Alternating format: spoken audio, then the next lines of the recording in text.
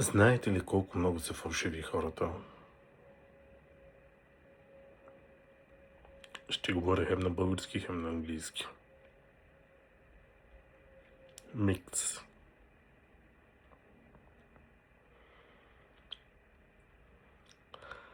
Аз специално много съм разочарован. Няма да вълъжа, защото хората са толкова лицемерни, че когато някой ви каже, че иска да ви помогне, той е с идеята да изчерпи някакъв дивиденд от вас, не за да ви помогне. Всеки един е такъв. Няма такъв, който да ви каже, не, ти си ми мой приятел, няма да се случи това нещо. Да повярвайте ми. Аз това вече съм го чувал. Много, много пъти. Толкова много съм разочарован от този свят, че няма да си на представа.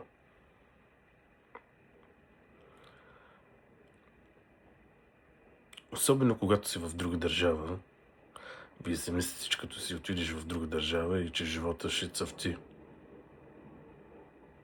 Направо цъфти. Направо.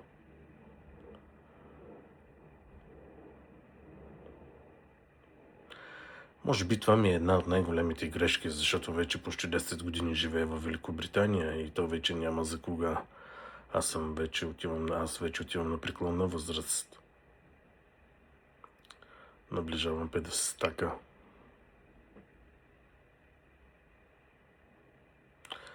И със всяка изминала година, колкото повече раста, толкова възможностите ми за мен намалят. Наистина.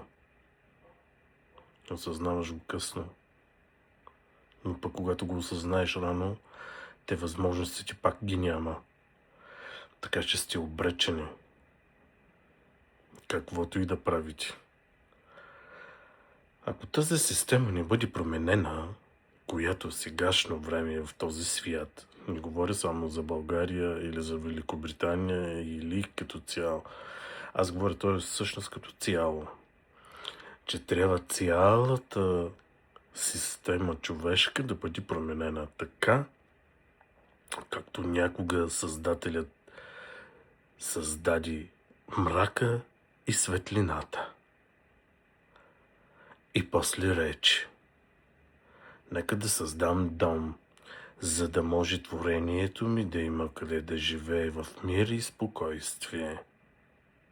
Нали така казва Твореца? Може би вие не знаете, но аз ви го казвам.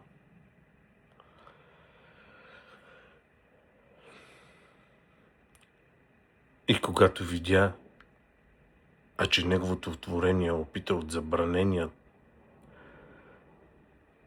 плод, както вие го казвате, а дали е плод или не, е друг въпрос. Истината се крие там. Какво направи Твореца? Прогони ги, нали, от собственото им творение. Точно това направи Твореца.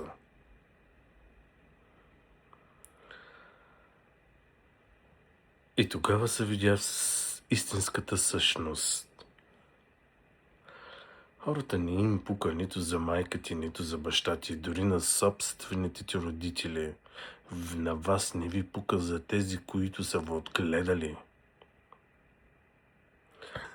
Егоистичността е толкова дълбоко навлязла във вас, че почти не може да се изкорени.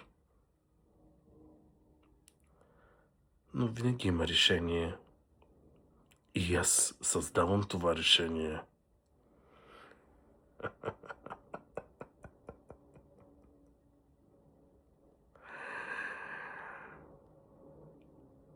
Вижте моите очи.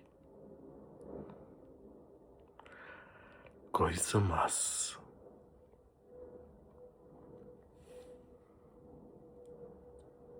Те говорят много кой съм.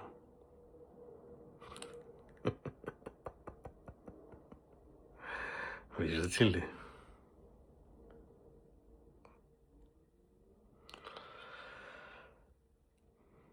Да. балансът, който ще направя.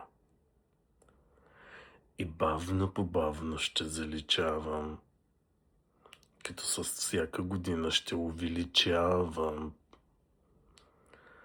това, което човешката популация никога не е виждала.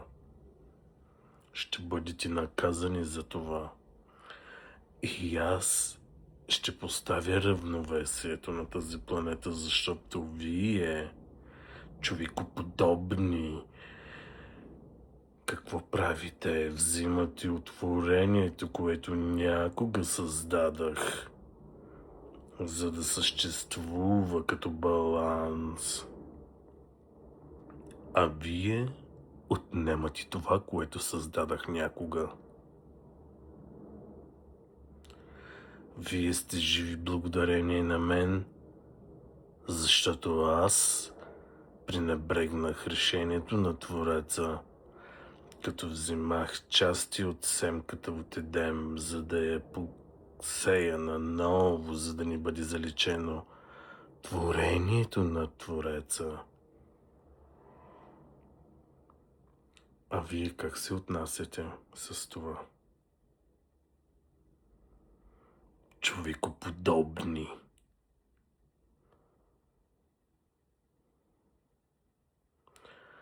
Грехът ми е толкова голям, а че ще го поправя този грях. Ще видите. Лично аз ще издигна 50 см вода над всяка една суша, така че да не може повече нищо да израсне, а това, което израсне, то няма да може да бъде изяждано от вас, човекоподобни.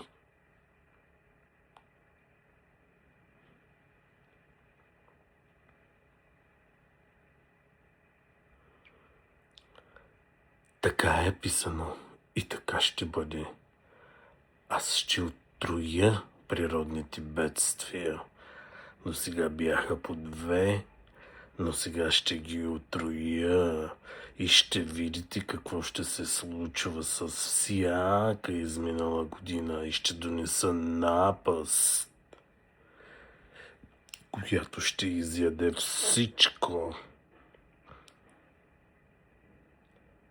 за да постигна равновесието. Това е, което искам да ви кажа.